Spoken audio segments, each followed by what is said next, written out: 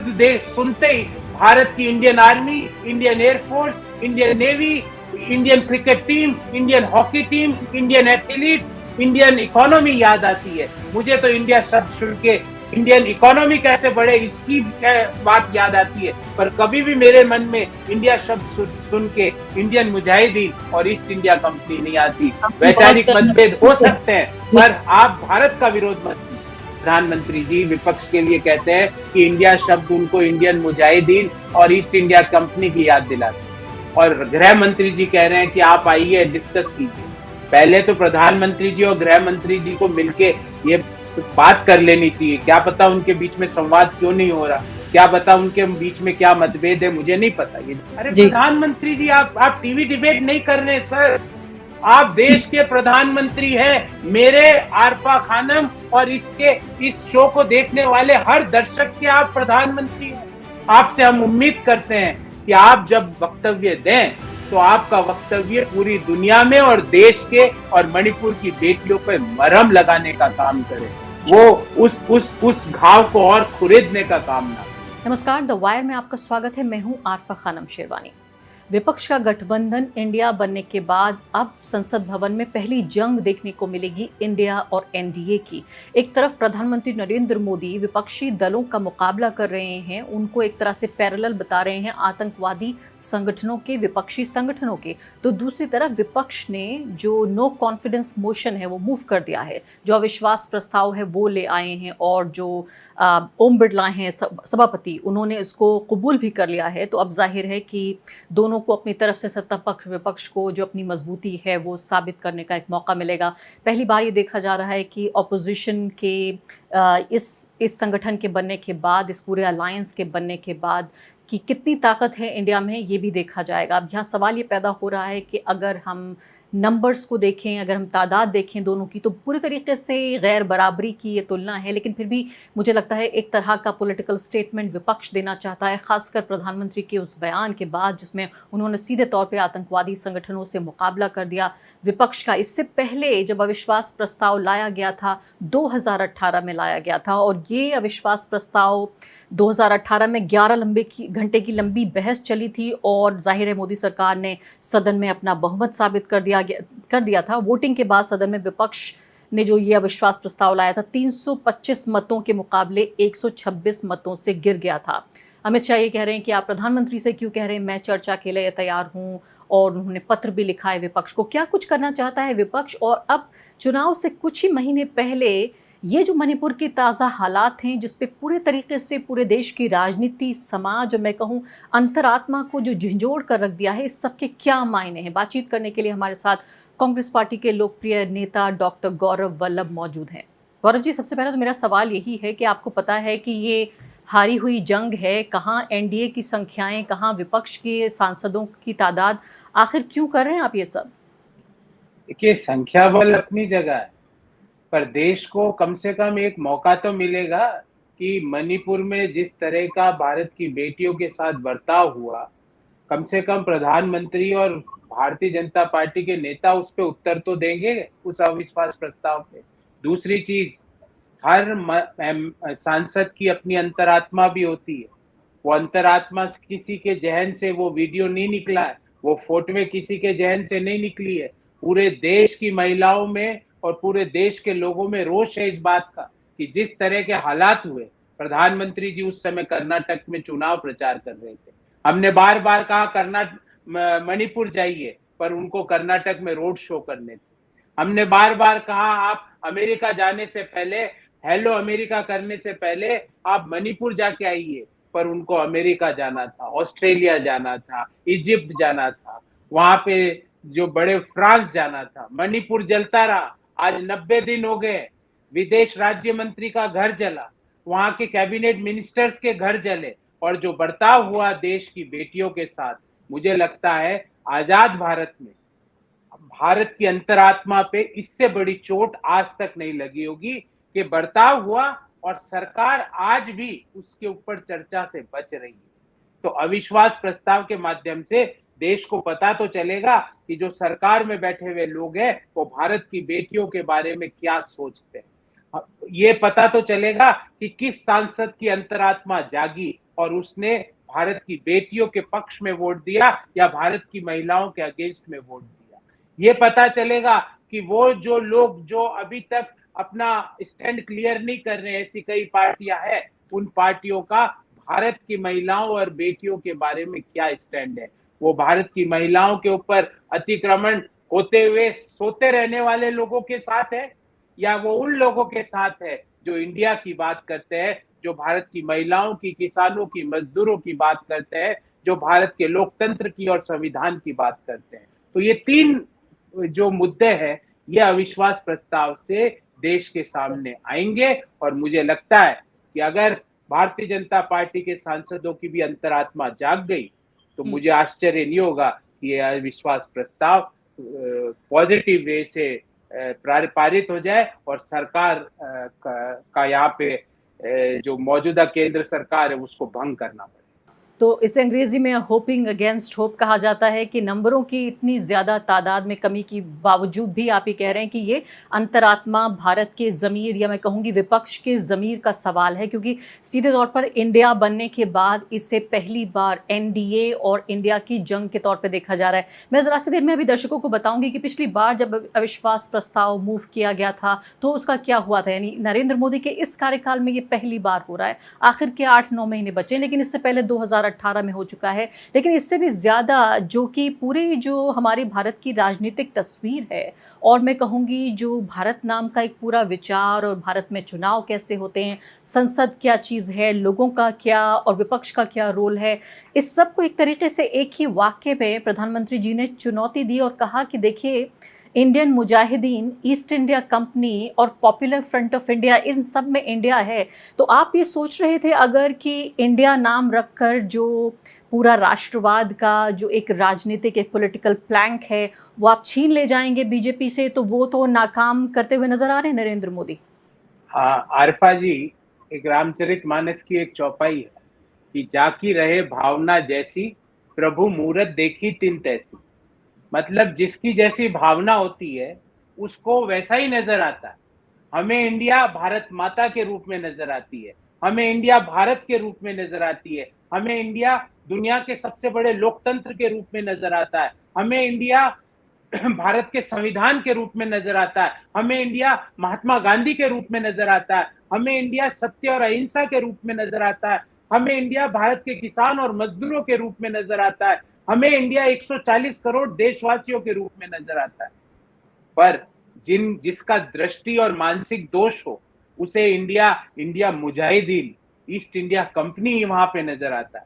तो मैं पुनः कहूंगा कि जिसकी जैसी भावना होती है, जाकी रही भावना जैसी, प्रभु मूरत देखी तिन तैसी। जिसकी जैसी भावना होती है वो प्रभु की मूरत उसी तरह से देखता है। ये कोई आश्चर्यचकित करने वाली बात नहीं है। इंडिया नहीं, हमें जी एक के बाद एक जो विपक्ष है वो सीधे तौर पर भारत के सारे नामों को छीन ले रहा है। पहले राहुल गांधी ने भारत जोड़ो यात्रा शुरू कर दी, अब के आपने इंडिया भी ले लिया। अब बीजेपी के पास बचा क्या? बीजेपी के पास वैसे कुछ भी नहीं बचा है, पर झूठ बचा हुआ है। पॉलिटिक्स ऑफ डाइवर्जन बची हुई है, पॉलिटिक्स ऑफ पोलराइजेशन बची हुई है, politics of divide and rule बची हुई है। ये सब बीजेपी के पास बचे हुए हैं। और जो लोग इंडिया और भारत के बीच में जो वैचारिक लड़ाई कराने की कोशिश कर रहे हैं, वो सब वो लोग हैं आरपा जी जिसने भारत का संविधान का आर्टिकल 1 तक नहीं पढ़ा है। आर्टिकल 1 की पहली लाइन क्या है? India that is Bharat.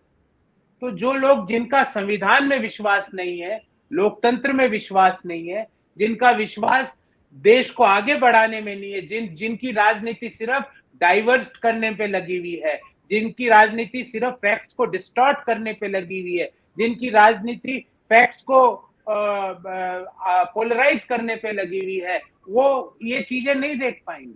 तो इंडिया, हम कोई नाम नहीं ले रहे, हमारे लिए इंडिया भारत माँ है, हमारे लिए इंडिया देश का हर व्यक्ति है। नरेंद्र मोदी जी भी इंडिया है, मैं भी इंडिया हूं, आरफा खानम भी इंडिया है, हम सब लोग इंडिया है।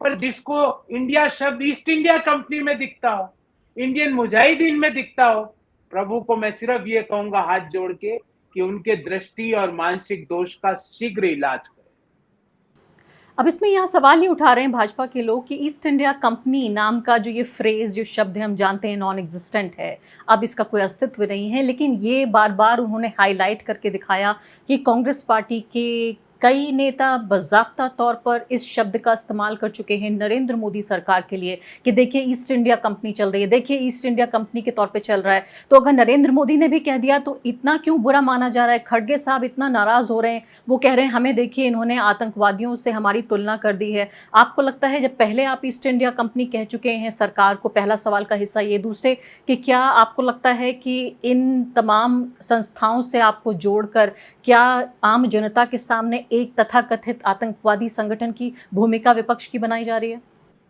अर्पा जी, आप इतनी वरिष्ठ पत्रकार हैं, क्या किसी भी विपक्ष के व्यक्ति ने भारतीय जनता पार्टी के नेता की तुलना इंडियन मुजाहिदीन से की? मेरा बिल्कुल सिंपल सवाल है, आज तक किसी ने की? प्रधानमंत्री, और जब प्रधानमंत्री होते हैं आरपा जी, वो हम सबके प्रधानमंत्री होते हैं, उनकी बातों को हम भी गंभीरता से सुनते हैं, पर प्रधानमंत्री को इंडिया शब्द ईस्ट इंडिया कंपनी का दिख रहा, इंडियन मुजाहिदीन का दिख रहा। मुझे लगता है कि प्रधानमंत्री पद की गरिमा इससे ज्यादा नहीं गिर सकती। आपको इंडिया शब्द वहां दिख रहा, अरे इंडिया शब्द तो Indian army, Indian navy, Indian air force, हम तो गर्व है कि जिसके आगे इंडिया लग जाता हमारे तो शरीर के रोंगटे खड़े हो जाते हैं, एक देशभक्ति का जुनून सवार हो जाता है। टीम इंडिया जब क्रिकेट खेलती है, 140 करोड़ लोग उस इंडिया के लिए ताली बजाते हैं, उस इंडिया के लिए मर मिटने को तैयार हो जाते हैं। हमारे देश के लाखों जवान उस इंडिया की 1 इंच मातृभूमि के लिए अपने प्राण न्यौछावर कर देते हैं। प्रधानमंत्री जी को वो इंडिया ईस्ट इंडिया कंपनी में दिखता है, इंडियन मुजाहिदीन में दिखता है। मुझे लगता है प्रधानमंत्री जी राजनीतिक विरोध अपना और राजनीतिक मतभेद अपना हमेशा चलता रहेगा, पर आप ऐसे शब्दों का उपयोग मत करें जिससे देश को धक्का लगे। आपकी इस बात से हर उस सच्चे देशभक्त को धक्का लगा है जो टीम इंडिया की हरी जर्सी को जब देखता है तो खड़ा होकर उसके लिए चीयर करता है। उस सच्चे देशभक्त को लगा है जब इंडियन एयरफोर्स का फाइटर उसके सिर के ऊपर से निकलता है तो उसका दिल करता है कि वो नीचे से ही उसको सलामी दे। उस हर आर्मी के आदमी की आपने बेइज्जती की जो भारत इंडिया की 1 इंच जमीन के लिए अपने प्राण तक न्यौछावर कर देता है।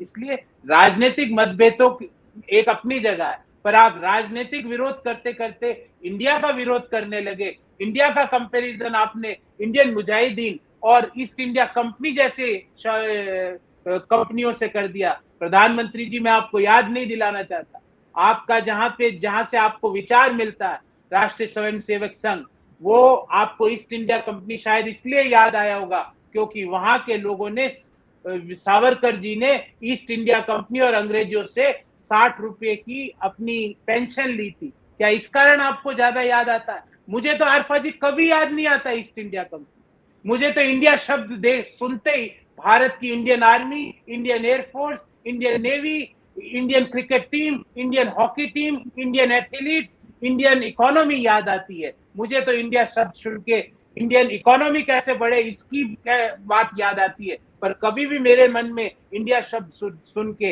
इंडियन मुजाहिदीन और ईस्ट इंडिया कंपनी नहीं आती। वैचारिक मतभेद हो सकते हैं, पर आप भारत का विरोध मत कीजिए।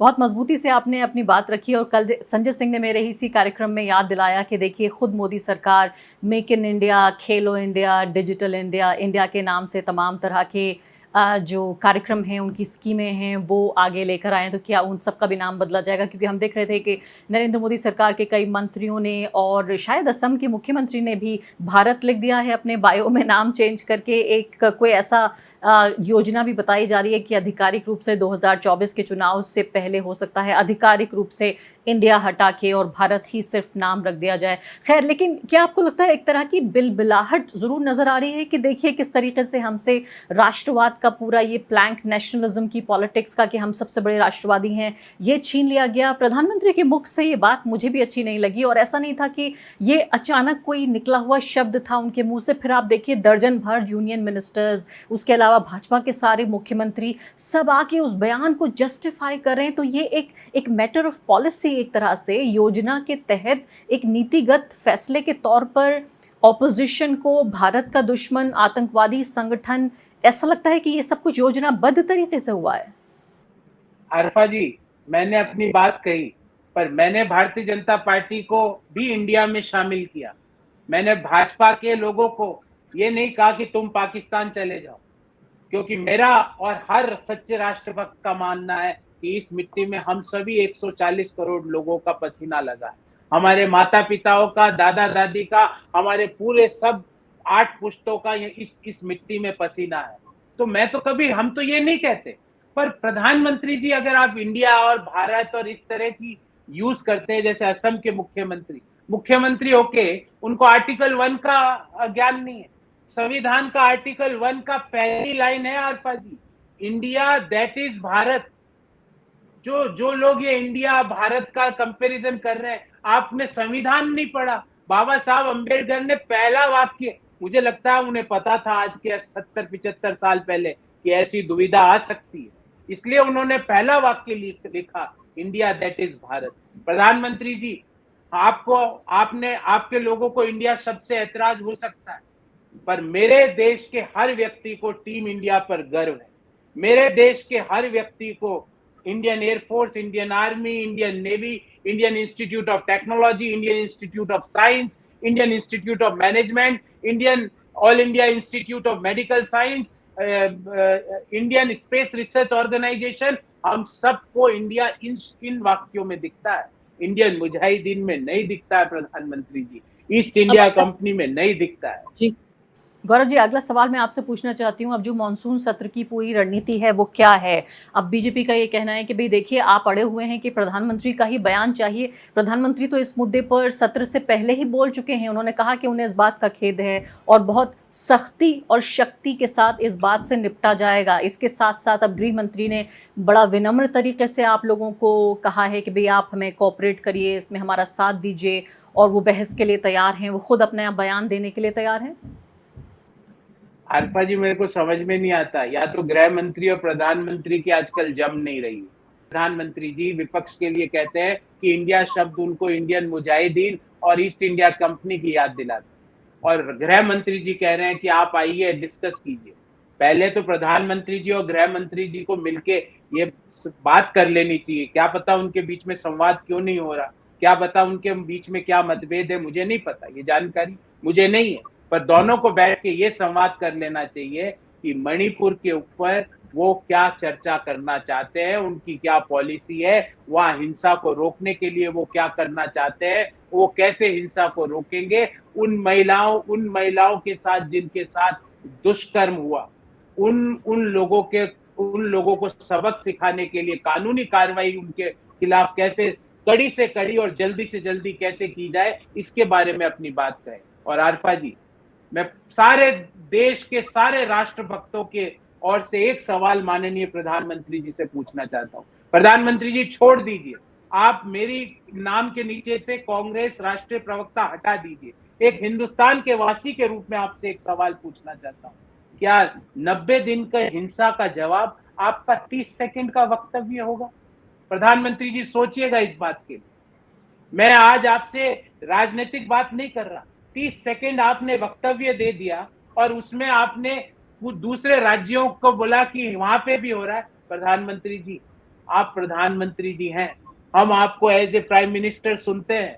आप 30 सेकंड में उस महिला जिसके कारण भारत का लोकतंत्र, भारत का संविधान, भारत का कल्चर पूरी दुनिया में शर्मिंदा हुआ, वो फोटोए हमारे जहन से कभी निकल नहीं सकती, उसके लिए आपका 30 सेकंड का वक्तव्य। प्रधानमंत्री जी, 90 दिन में सैकड़ों लोग मारे जा चुके हैं। वहां की राज्यपाल आरपा जी कहती है कि उन्होंने ऐसी हिंसा अपने जीवन में नहीं देखी। प्रधानमंत्री जी, 30 सेकंड का वक्तव्य उसके लिए। कम से कम 15 मिनट, 20 मिनट, आधे घंटे सदन में खड़े होकर आपको बताना चाहिए था कि क्यों आप 90 दिन तक मणिपुर जलता रहा और आप अमेरिका, बैंगलोर, इजिप्ट, फ्रांस क्यों आप घूमते रहे, क्यों मणिपुर के लोग डेलीगेशन पे डेलीगेशन लेके आपसे मिलने का समय मांगते रहे, आपने 1 मिनट का समय नहीं दिया? क्या सिर्फ इसका कारण ये है प्रधानमंत्री जी कि पॉलिटिकली आपके लिए मणिपुर इतना इंपॉर्टेंट नहीं है? हमारे लिए मणिपुर भी उतना ही इंपॉर्टेंट है जितना देश का कोई अन्य राज्य है। मुझे लगता है प्रधानमंत्री पद पे बैठे हुए व्यक्ति को, और हर हिंदुस्तानी को लगता है कि प्रधानमंत्री पद पे बैठे हुए व्यक्ति को पूरे समाज को, देश के 140 करोड़ लोगों को समभाव से देखना चाहिए। उनकी परेशानियों को उतनी ही तत्परता से रिजॉल्व करना चाहिए जितना वो कोई और प्रदेश के लिए कर रहा। और प्रधानमंत्री जी को इन चीजों से परहेज रखना चाहिए कि भाई वहां पे चोरी हो गई तो क्या वहां भी तो हो रही है? अरे जी। प्रधानमंत्री जी, आप टीवी डिबेट नहीं कर रहे सर, आप देश के प्रधानमंत्री हैं। मेरे आरफा खानम और इस शो को देखने वाले हर दर्शक के आप प्रधानमंत्री हैं। आपसे हम उम्मीद करते हैं कि आप जब वक्तव्य दें तो आपका वक्तव्य पूरी दुनिया में और देश के और मणिपुर की बेटियों पर मरहम लगाने का काम करे, वो उस घाव को और खुरेदने का काम ना। बहुत बहुत शुक्रिया गौरव वल्लभ जी, द वायर के लिए समय निकालने के लिए, हमसे बातचीत करने के लिए। तो आपकी बात से अंदाज़ा ये हो रहा है कि विपक्ष की रणनीति ये है कि इस मुद्दे पर जब तक खुद प्रधानमंत्री सदन में आकर बयान नहीं देते और बहस नहीं होती, अब तो अविश्वास प्रस्ताव बाकायदा मूव कर दिया गया है। सीधे तौर पर मैं कहूँगी इंडिया अगेंस्ट एनडीए की पहली जो जंग है उसकी ये शुरुआत मानी जा रही है। इसको देखें कि 2024 के चुनाव के मद्देनज़र मुझे लगता है इससे कम पर विपक्ष नहीं मानेगा। बहुत बहुत शुक्रिया आपका इस चर्चा में भाग लेने के लिए। धन्यवाद।